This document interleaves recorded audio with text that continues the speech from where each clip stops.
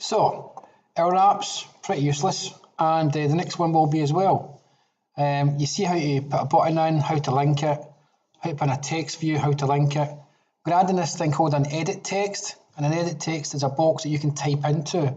So the user himself can tap it, the keyboard pops up, and they can type in words and things like that. So what I'll do is add one of those in. What I want to do first is rearrange this.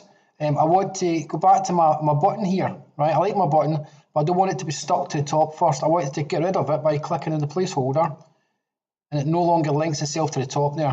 What I want to do instead is go over here to the left-hand side where it says common, go where it says text, and one here says plain text. I'll grab that one and I'll drop that in just above the button, if it'll allow me to do so. It's went a bit slow. Oh, yeah, something went really strange there. I get the feeling this machine I'm using is about to give up the ghost. There, it's dropped it in now. That's a bit strange. What I'll do is I'll take this hello button and I'll drag it down a bit. Notice the text view joins with it because it's stuck together because it's a constraint. I'll grab the edit text and pull it down a little bit.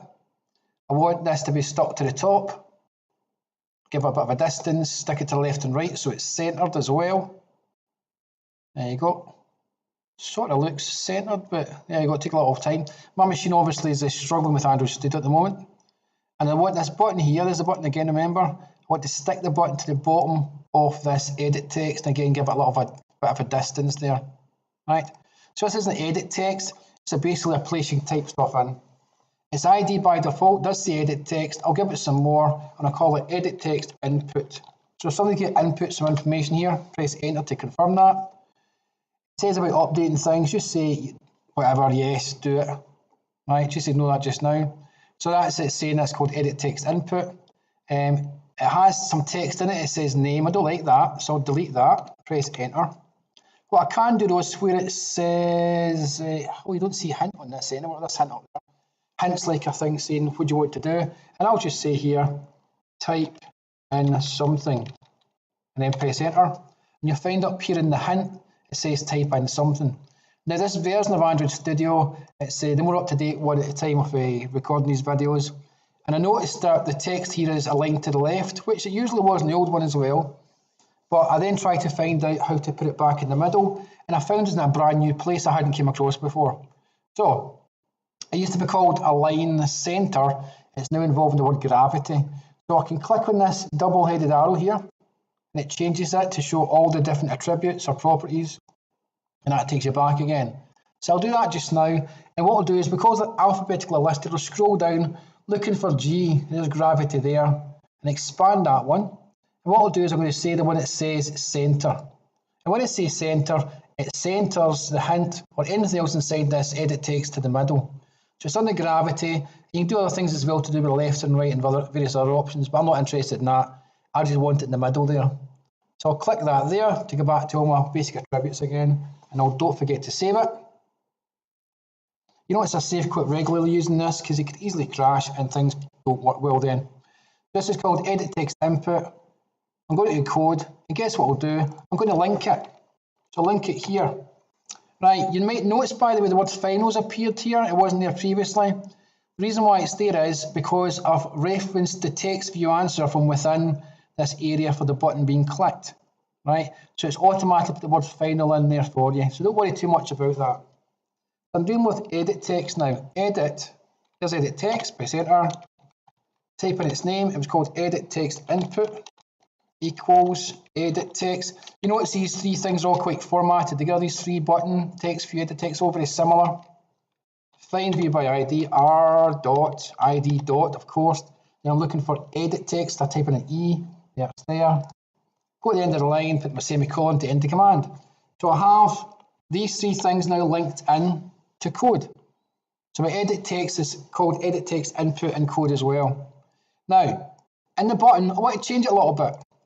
The first thing I want to do is I want to see what's inside this edit text. So let's go back to look at the actual screen itself.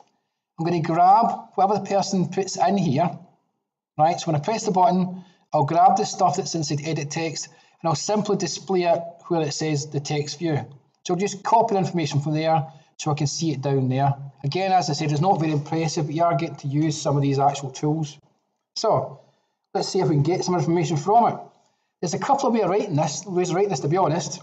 What I think I'll do is, I'm going to use a variable to make it easier. So I'll put in the word string.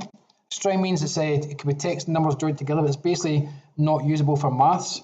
I'll give it a name. Now I like to put an S in front when it's a string to represent the fact that it is a string, and I shall call this S answer equals. Then I'll put in the name of the edit text, ed for edit text, there's there, edit text input, dot get. So it's not set, it's get. And down this list, you'll see it says get text. Right, so I'll grab the text, but I have to also do this to string. Right, this thing that's called edit text, remember, it's not actually a variable we used before, it's a kind of component. So when I say get text, it hasn't actually turned it into a string of text yet, so you have to put in toString to make it become text. So whatever I've got from this box becomes text, and I store it here under S answer. Right, so I've grabbed the value inside the edit text box. So all I'll do in here is delete what's there and just put in S answer. Oh, spell that right. S lowercase answer. That's in the last, press enter. So I'm basically grabbing what's in the top box, the edit text box, which is up here, that bit there. I press the button and grab it, and then just display it down there. Right, so that will work. It will say whatever I typed in, it will say it. Right, so if I type in Matty, it will say Matty below. If I type in Dumfries, it will say Dumfries below.